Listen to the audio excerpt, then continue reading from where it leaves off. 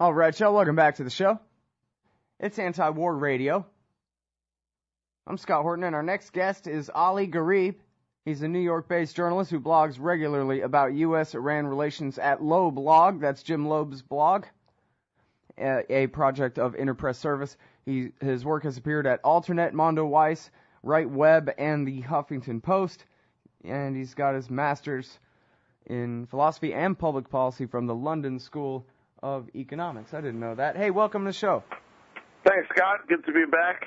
Well, I'm very happy to have you here, and I've told you before, and I'll say it again, I sure do like the LobeLog, and I'm so happy that you guys are there, not just keeping tabs on policy concerning Israel, but especially keeping tabs on what the war party says. I just don't have the stomach anymore to read The Corner, or to go hang out at the commentary blog and see what they're pushing over there, and we're so lucky to have you guys working that beat for us.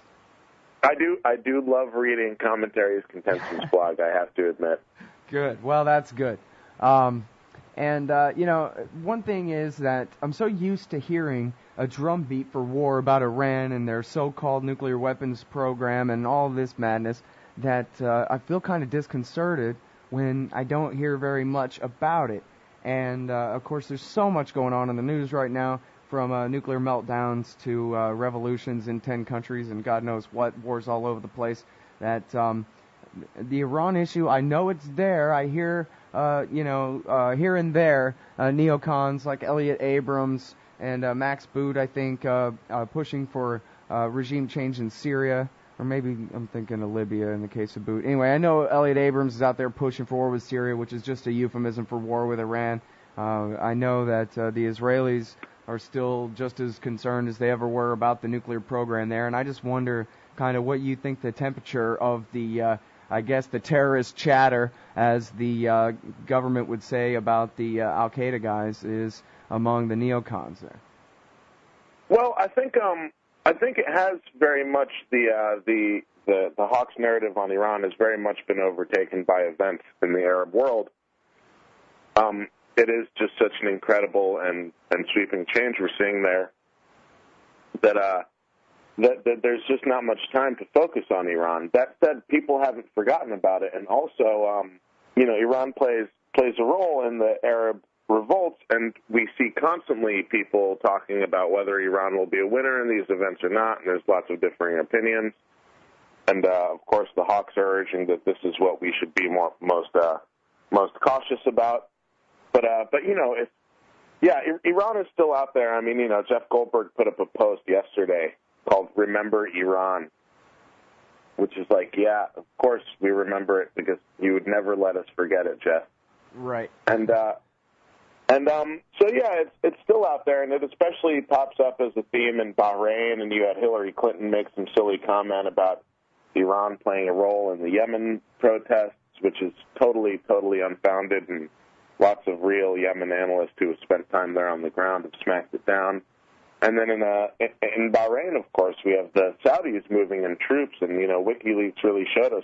Even I was surprised at how I never thought that the Saudis and the Iranians were friends, but I was surprised at the level of hostility shown by WikiLeaks documents from a lot of Arab capitals, not just from Saudi Arabia, towards Iran. And I think there's undeniably a motive by the Saudis, and the U.S. silence on this matter is also very much related to the fact that people see the Shia population in Bahrain as rising up as a potential win for Iran, and I'm not sure that it would necessarily shake out that way. But I think that there's something to those claims, and I think it plays into the Saudi policies there as well as the American sort of complicity with them. Mm. Well, one of the things that WikiLeaks showed was that back in the Bush years, especially, and I guess this goes on from time to time now in the Obama years, but the Israelis, not just, in public propaganda type things, but according to WikiLeaks, Mayor Dagan, the head of Mossad then, told Nicholas Burns that, hey, look, if you don't bomb Iran, we will. And I wonder whether, the Israelis, you think, have kind of extended their timetable for how quickly they must have a regime change there, or at least a strike against the nuclear program? Are they, you think, willing to wait and see what happens, with the revolution here? And those two things, the strike against the nuclear program and the regime change, is really, really one of the great tensions of both, more so of American policy towards Iran, and it's also one of the great contradictions of the Hawks argument, because they would obviously love to see a forced regime change in Iran, but at the same time, the idea of strikes against the nuclear program, whether by Israel or America, is completely predicated on the fact that they can be done with relatively little military effort. That is, it's just a matter of putting a few bombers up in the sky and having good intel and refueling them and sending them in to hit Iranian nuclear sites. But, you have people like Jennifer Rubin at the Washington Post and Raoul Mark Garect, who writes a lot for the Weekly Standard and is a fellow at the Foundation for the Defense of Democracies, who have a completely disingenuous argument that even these so-called surgical nuclear strikes would immediately foment a popular uprising against the Iranian regime, and there's not much evidence to back that up. And, wait. They even say that specifically if we use tactical nukes. No, not tactical nukes. Just the surgical strikes on Iran's strike. Nuclear facilities. Yeah. Okay, I just wanted to make sure we were straight about that. Yeah, people I don't just think love being nuked. Okay, but no, we're talking about being bombed with conventional weapons. But you're saying they're still pushing the myth that this is what the Iranian people are waiting for, is for us to come in and bomb their government for them and give them a chance to overthrow it for us. Yeah, that's the idea, and there's not much evidence to support that. People generally don't like getting bombed, and most Iran analysts, as in not Raoul Garect or Jen Rubin, suggest that such a strike would be devastating for the opposition. It would give the regime every reason they have to escalate their incredibly brutal crackdown on the opposition, really, and furthermore, it would unite a lot of Iranians under the regime, because that there is a real nationalist instinct in Iran that has to be contended with. But I haven't seen that WikiLeaks you're talking about, Meir Dagan. But there was a recent story in Haaretz where they, got access to an exclusive trove of WikiLeaks docs about Israel and emanating from Israel, these cables. And basically it said that the Israelis ruled out a strike against Iran's nuclear facilities as early as 2005, 2006, which is really quite incredible when you consider their public bluster, which seems all the more so now to just be a way to con the U.S. into doing the bombing for them. And it's really quite remarkable, because what this does is cast incredible doubt on Jeffrey Goldberg's article of August last year, that there was a consensus within his people from the Israeli sort of security establishment that I don't know what this means, but he basically wrote about a consensus of that there was a 50-50 chance that Israel would bomb Iran in the next year. And, he explicitly says that I talked to these people and this wasn't part of a public relations campaign. But it seems from this WikiLeaks that it very definitely was part of a public relations campaign, because they had actually ruled out this strike some 5 years ago.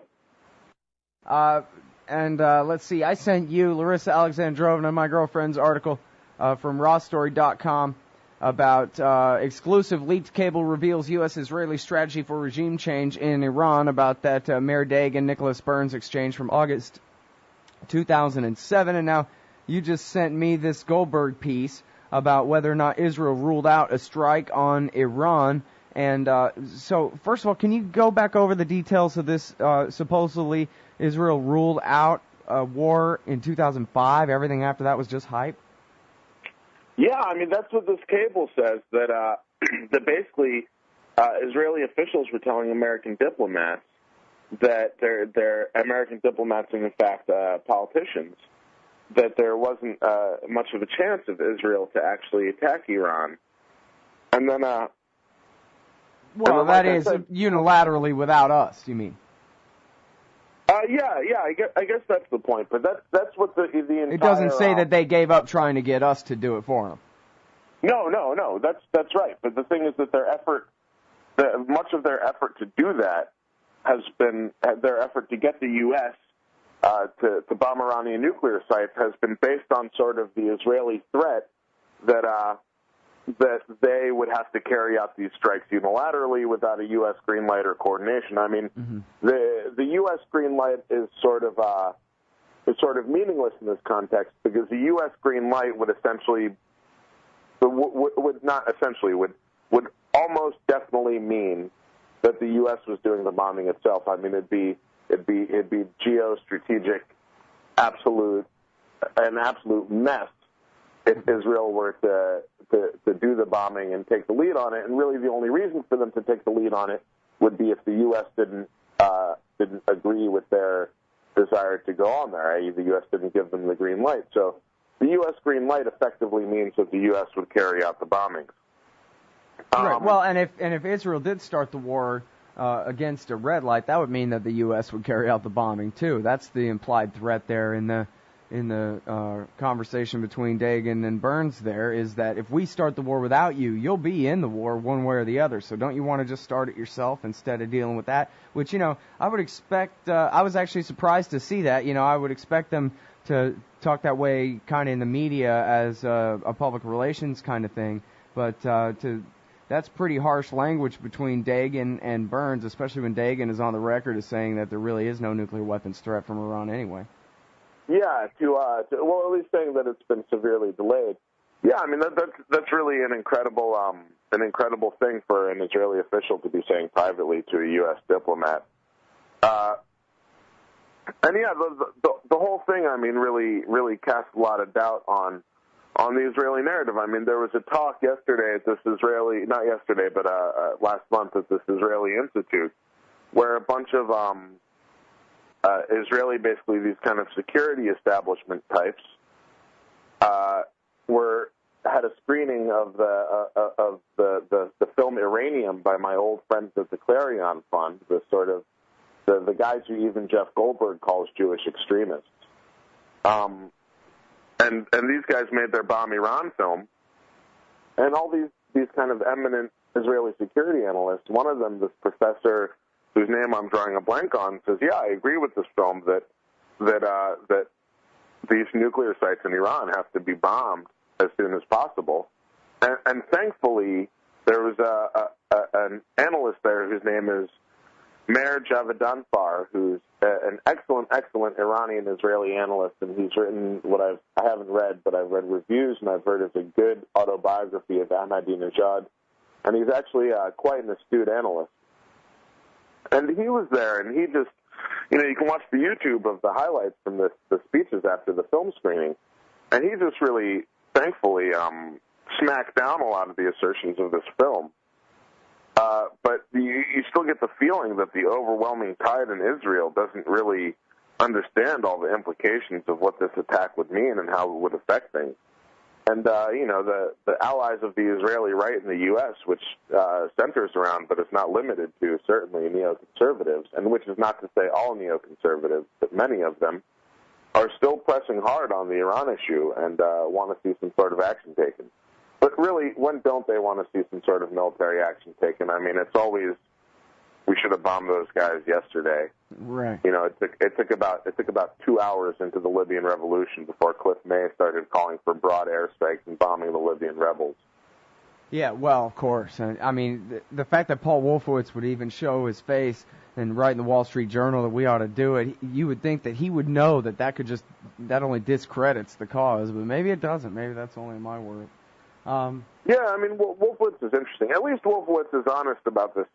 There's been this recent meme that the Iraq War was started, just for the sake of democracy and freedom, and that was it. And I'm sure the neoconservatives who are peddling that would love to see all the articles from 2002 about Iraqi weapons of mass destruction set away. And Paul Wolfowitz wrote a piece where he said, no, this is not right. We attacked Iraq because we thought, rightly or wrongly, of course he doesn't say wrongly because it was, but he says we attacked it because we thought it was a threat. And that's the truth of the matter, and that's what this attacking Iran business is about, and it's laid bare by the sort of logical jujitsu and contortions that neocons like Jen Rubin and Raul Gharib make to justify a surgical strike as if that will foment regime change, when it's far more likely to do the opposite.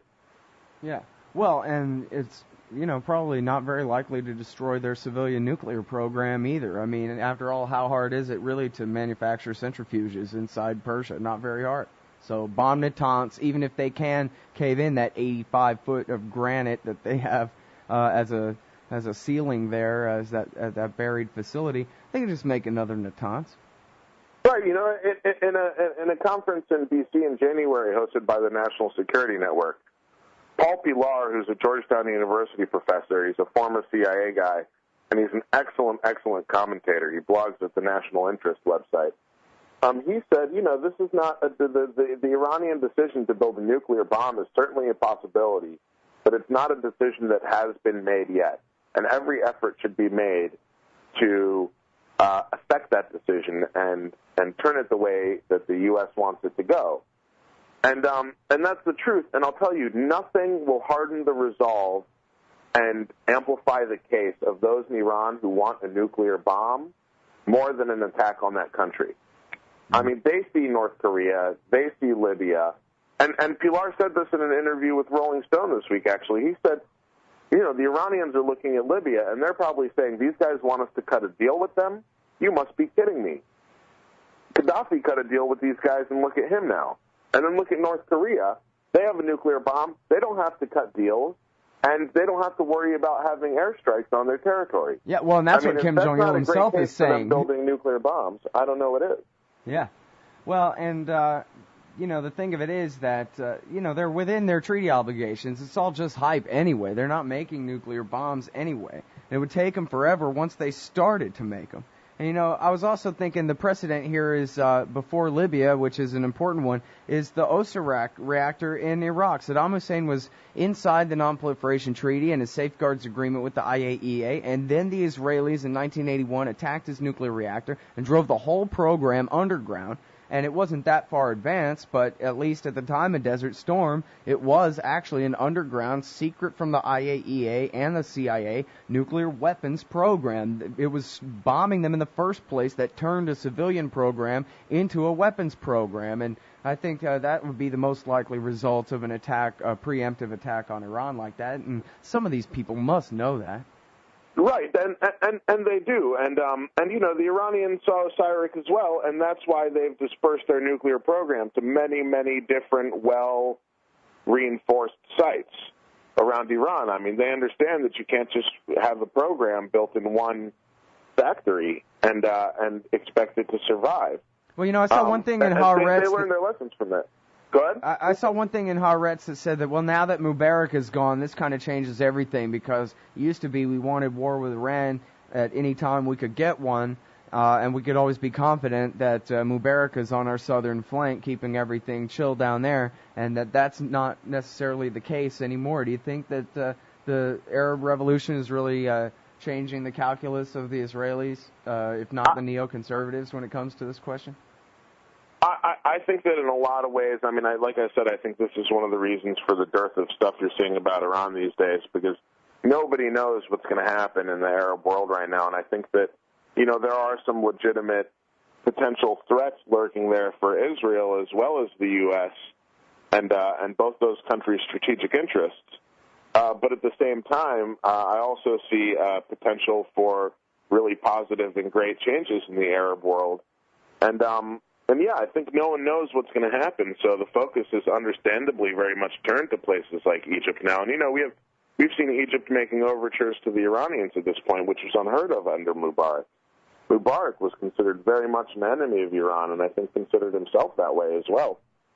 And yeah, so things are just changing so rapidly and to such a great degree that I think a lot of the focus has been put on the Arab world, but it's drowning out the drumbeat, but the drumbeat is still there. Yeah, well, I appreciate the fact that you're still keeping your eye on those guys, because, as long as the Ayatollahs rule Iran, I guess, the Israelis and their front men, the neocons in America, will be pushing for this. And it seems like of all the nightmare scenarios in the Middle East, other than maybe some kind of full-scale war with Pakistan or something, a full-scale war with Iran, or, even what they call a limited war with Iran, I think would just be the worst possible thing that these people could do for America, never mind the poor people of Iran. And anyway, I appreciate you helping me keep track of this stuff. No problem, Scott. It's my pleasure. All right, everybody. That is the great Ali Gharib, and he's part of Jim Loeb's posse over there at LobeLog.com, Interpress service. A lot of other great writers there, too. They keep track of all the Iran stuff, a lot of Israel stuff. And sorry, I wanted to ask you all about the West Bank and the Israel lobby in America and things like that, but we didn't get a chance. Maybe next time. That's it for the show today. Thanks, everybody, for listening. We'll see you guys tomorrow. More anti-war radio.